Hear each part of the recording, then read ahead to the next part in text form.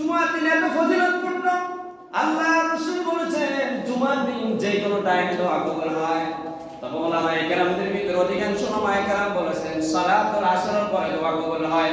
আরেকজন ওলামায়ে কেরাম বলেছেন না না, ওই যে শবে কদরের মতো, শবে কদর যে শুধু 27 তারিখে হবে তা না, 21 তারিখও হতে পারে, 23 তারিখও হতে পারে, 25 তারিখও হতে পারে। এর দ্বারা 21 থেকে 29 পর্যন্ত প্রত্যেকটি রাত্রে বান্দা ইবাদতে নিমগ্ন হবে। কারণ আইডেন্টিফাই করে যদি দেওয়া হয়, নির্দিষ্ট করে যদি দেওয়া হয়, তাহলে ওই টাইমটাই বান্দা ইবাদত করবে। এজন্য একদল ওলামায়ে কেরাম বলছেন জুমার দিন ফজরের পর থেকেই সূর্য অস্তমিত দেওয়া পর্যন্ত যে কোনো টাইমে ওই গুরুত্বপূর্ণ সময়টা থাকতে পারে। এইজন্য জুমার দিনের আমল, জুমার দিনের প্রতি আমাদের সজাগ হওয়া উচিত। ফজরের পর থেকে সূর্যাস্ত পর্যন্ত এই যে টাইম, যে কোনো টাইম আপনার দোয়া কবুল হতে পারে। এজন্য ওরাই ভাগ্যবান যারা ফজরের নামাজের পর থেকে সূর্যাস্ত পর্যন্ত আল্লাহর ইবাদতে মগ্ন থাকে। আমার ভাইয়েরা, আমরা এই কথাটা বলতে চেয়েছিলাম, সালাত এত একটা গুরুত্বপূর্ণ ইবাদত। সালাতুল আসরের টাইমে যে দল ফেরেশতাগুলো আসেন তারা ফজরের টাইম পর্যন্ত থাকে। ফজরের টাইমে ওই ফেরেশতাগুলো চলে যায়, নতুন আরেকটি দলকে দায়িত্ব বুঝিয়ে দেয়, তারা আসর পর্যন্ত থাকে। আসরের টাইমে আরেক দল ফেরেশতা আসে, তাদেরকে দায়িত্ব বুঝিয়ে দিয়ে যায়, তারা ফজর পর্যন্ত থাকে। এইভাবে আমার জন্য আপনার জন্য কোটি কোটি ফেরেশতা আল্লাহ পাক নিয়ে যেতে করে রেখেছে। সুবহানাল্লাহ। আমার আল্লাহ বলেন ইন কুল্লু নাফসিন লাম্মা আলাইহা হাফিজ। আমি আমার বান্দা নিরাপত্তার জন্য, তদারকির জন্য দুই কাঁধে আমি আল্লাহ ফেরেশতা রেখে দিয়েছি। সুবহানাল্লাহ। কিরামান কাতিবিনা ইয়ালামুনা মা তাফআলুন। দুই কাঁধে দুই ফেরেশতা আছে, তাদেরকে সহায়তা করার জন্য ইন কুল্লু নাফসিন লাম্মা আলাইহা হাফিজ। এই আয়াতের তাফসীরে এসেছে আল্লাহ পাক আরো 60 জন স্পেশাল ফেরেশতা দিয়ে রেখেছেন। সুবহানাল্লাহ। কিন্তু আমরা দেখি না, আমরা দেখি না। আমরা যে চুরি করে, ঘুষ খাই, দুর্নীতি করে, জেনা করে, ব্যভিচার করে, এই 60 জন আর কিরামান কাতিবিন 2 জন, এই 62 জনের চোখ পাখি আমি আপনি দিতে পারি। কিন্তু আমরা মনে করি ফাঁকি দিয়ে ফেললাম, কিন্তু না না বাবারা, ভাইরা আমার, তাদের চোখকে ফাঁকি দেওয়া সম্ভব না। এগুলো কি আপনাদের বিশ্বাস হয়? বিশ্বাস যদি হয় তাহলে কেমনে মুসলমান ইয়াবা বিক্রি করে, কেমনে মুসলমান জেনায় ব্যবসায় লিপ্ত হয়, কেমনে মুসলমান দুর্নীতি করে, কেমনে মুসলমান ঘুষ খায়, কেমনে মুসলমান হাজার হাজার কোটি টাকা লুটপাট করে দেশকে ফোকলা বানিয়ে ফেলে, আমার বুঝতে আসে। আমার ভাইরা বাবারা, তাহলে হযরত মুআজকে বিশ্বনবী যে 10টি নসিহত করেছেন তার ভিতরে দ্বিতীয় নাম্বার নসিহত হলো নামাজ। নামাজ যদি আমার না থাকে, আমার হাসরের ময়দানে আমার দেহ থেকে আমার চেহারাটা আলাদা হয়ে থাকবে। নাউজুবিল্লাহ। আল্লাহ রাসূল বলেছেন যাদের নামাজ নাই এই মানুষগুলোর অবস্থা হবে এমন, হাসরের ময়দানে তাদের চেহারা থেকে তাদের দেহটা আলাদা হয়ে থাকবে। নাউজুবিল্লাহ। বাবারা আমার বলেন তো, আমাকে আপনাকে চিনার জন্য হলো ফেস ওয়াচ, চেহারা। এই চেহারা দিয়ে আমি আইডেন্টিফাই করতে পারি। আমার মুয়াজ্জিন সাহেব খাদিমুল ইসলাম, আমার মিয়া ভাই, আমার দেলোয়ার ভাই, আপনারাও আমাকে চেহারা দিয়ে আইডেন্টিফাই করেন। উনি আমাদের ইব্রাহিম হুজুর, উনি আমাদের খাদিম হুজুর। বলেন তো, আমার চেহারা থেকে যদি আমার কল্লাটা যদি আলাদা হয়ে যায়, আমার বডি থেকে আমার চেহারা যদি আলাদা হয়ে যায়, আপনাদের কত কষ্ট হবে। হাতের চিহ্ন ঢুকাইতে হবে, পায়ের চিহ্ন ঢুকাইতে হবে আমার দেহটাকে আইডেন্টিফাই করার জন্য, ঠিক কিনা? আল্লাহ রাসূল বলেছেন যাদের নামাজ নাই এই মানুষগুলো চেহারা বিহীন হয়ে হাসরের ময়দানে উঠবেন। বাবারা আমার, বন্ধুরা আমার, বলেন তো নামাজ যদি ছেড়ে দেয় হাসরের ময়দানে কেমনে আমাদের আইডেন্টিফাই করবেন? হাসরের ময়দানে আমরা যখন যাব, কিয়ামত যখন হয়ে যাবে, সব মানুষগুলো কবর ফেটে হাসরের ময়দানের দিকে যাবে। কবর ফেটে হাসরের ময়দানের দিকে যাবেন। আমাকে আপনাকে কবরস্থ করা হলে আমাদের সব গোশত, সব হাড়গুলো মাটি খেয়ে ফেলবে, কিন্তু মেরুদণ্ডের মূল হাড় যেটা সেটা খাবে না। হাদিস শরীফের ভিতরে এসেছে ওই হাড়টাকে উপলক্ষ করে, ফলো করে আমার আপনার পুরো বডিটা একেবারে অ্যাডজাস্ট হয়ে পূর্ণাঙ্গ মানুষ হয়ে আমরা কবর ফেটে উঠব। আমাদের গোরলাতান মুরাতান হুফাতান, খতনাবিহীন অবস্থায় উঠব। আমরা এখানে যারা আছে মুসলমানের সন্তান হিসাবে সব মানুষগুলোর খতনা করেছে, কিন্তু কিয়ামতের দিন যখন আমরা হাসরের ময়দানে যাব, কবর থেকে উঠবো, তখন আমাদের কারো খতনা থাকবে না। মায়ের পেট থেকে যেভাবে ভূমিষ্ঠ হয়েছি খতনাবিহীন, সেইভাবে খতনাবিহীন অবস্থায় আমরা উঠবো। কোথাও নেই কথা তো কোথাও টাইম নেই। এরপরে সব মানুষগুলো উলঙ্গ থাকবে, সব মানুষগুলো খালি পায়ে হাসরের ময়দানের দিকে দৌড়াতে থাকবে।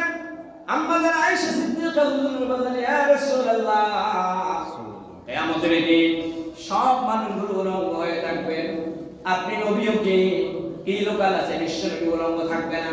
আল্লাহ পাক রহমাতাল লিল আলামিন হিসেবে তাকে সম্মান দিবেন।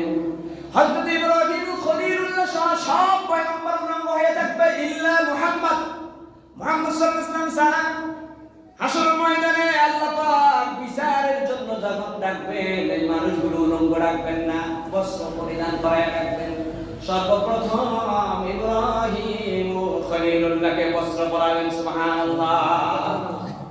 আল্লাহ রাব্বুল আলামিন ফেরেশতাদেরকে অর্ডার দিবেন, ফেরেশতারা রে, আমার খলিলকে নমরুদ ইরাকের বাবেল শহরে অগ্নিকুণ্ডলিতে উলঙ্গ করে নিক্ষেপ করেছিল। আমার খলিল দ্বীনের জন্য পোশাক হারায় ফেলেছে। আমার খলিল আজকে এক নম্বরে পোশাকটা পরায় তাকে সম্মানিত করে। সুবহানাল্লাহ। বন্ধুরা আমার, বাইরে আবার বুঝাতে চেয়েছি, হযরত আয়েশা সিদ্দিকা হুজুর বললেন, ইয়া রাসূলুল্লাহ, সব মানুষগুলো উলঙ্গ হয়ে থাকবে, আমি তো উম্মাহাতুল মুমিনিন, আমি তো আপনার স্ত্রী, আমিও কি উলঙ্গ হয়ে সেখানে উঠবো নাকি? হুজুর বললেন, আয়েশা রে, সেদিন কেউ কারো দিকে তাকানোর সুযোগ হবে না, এমন ভয়াবহ অবস্থা থাকবে। আয়েশা, সব মানুষগুলো খতনাবিহীন উলঙ্গ হয়ে খালি পায়ে হাসরের ময়দানের দিকে দৌড়াতে থাকবে। আয়েশা বললেন, ইয়া রাসূলুল্লাহ, হাসরের ময়দানে আল্লাহ সব পয়গম্বরের অর্ডার দিবেন তার উম্মতদেরকে বাছাই করার জন্য।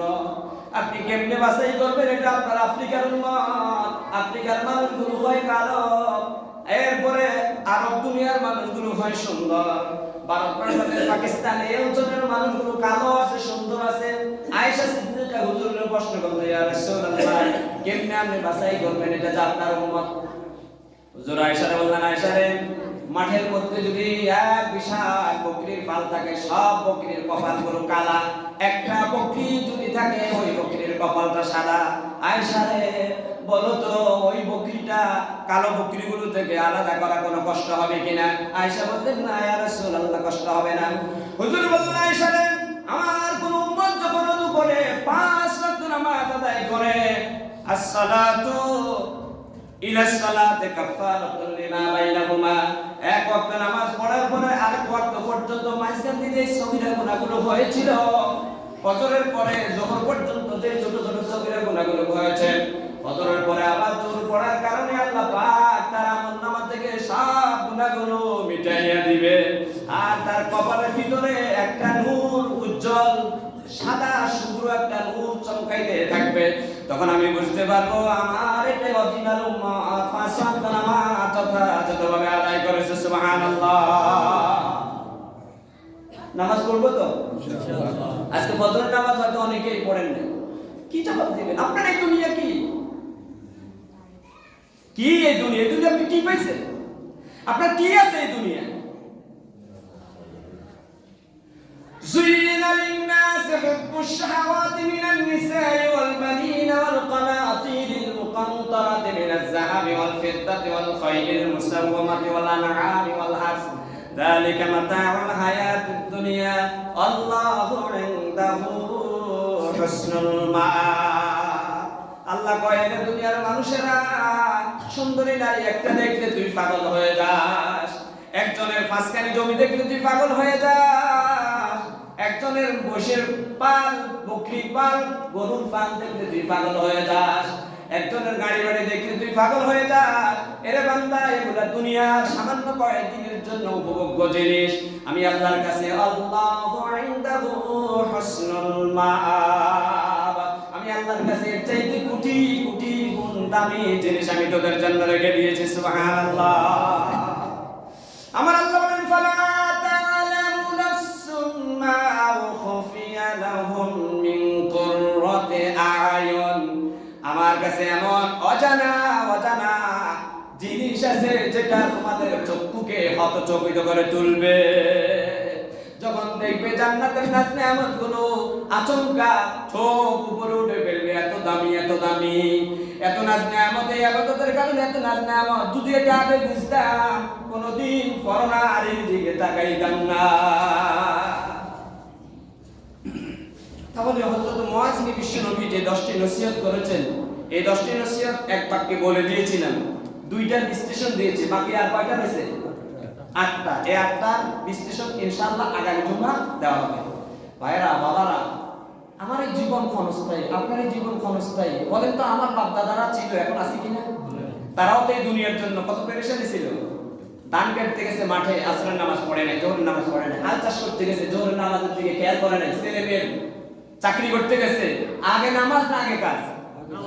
আগে নামাজ পরে কাজ। বলেন, আগে নামাজ পরে কাজ। এই যে মসজিদগুলো খালি, আপনি হাসরের ময়দানে আল্লাহ পাক এভাবে পার করে দেবেন। যখন জিজ্ঞাসা করবে তুমি নামাজ পড়ছিলি, বলবে যে আল্লাহ পড়ছি। তখন আল্লাহ বলবে ইয়াউমা ইউকশাফু আন সাকিন ওয়া ইউদআউনা ইলা সুজুদ ফালা ইস্তাতিউন। আল্লাহ তার কুদরতি ফায়দা বের করে দিবেন, বলবে যে যারা দুনিয়ায় সিজদা দিছো তারা আমার কুদরতি কদম মোবারকের উপর একটা সিজদা দাও। যারা ফজরের টাইমে সিজদা দিয়েছিল, যোহরের টাইমে সিজদা দিয়েছিল, আসরের টাইমে, মাগরিবের টাইমে, ইশার টাইমে, জুমার নামাজের সিজদা দিয়েছিল, মুহূর্তের ভিতরে প্র্যাকটিক্যালি সিজদায় আল্লাহর কুদরতি কদমের উপর পড়ে যাবে। আর যারা নামাজ পড়ে নাই, তাদের হাড়টা লোহার মতো শক্ত হয়ে থাকবে, তারা সিজদা দিতে পারবে না। আমার আল্লাহ বলবে ফাসমাকাল ইয়া সাহাবিস সাঈদ, ও জাহান্নামী দূর হয়ে যা, দূর হয়ে যা, আমার সামনে থেকে দূর হয়ে যা, আজকে তোর সাথে কোনো কথা না। এই নামাজের প্রতি আমরা যত্নবান হব তো? হব তো ইনশাআল্লাহ। আল্লাহ আমাকে আপনাদেরকে সবাইকে নামাজের প্রতি যত্নবান হওয়ার জন্য কবুল করুন। হাযা মা ইনদি ওয়া লা ইলাহা ইল্লাল্লাহ আলাইহি তাওয়াক্কালতু ওয়া ইলাইহি উনীব। আসসালামু আলাইকুম ওয়া রাহমাতুল্লাহ।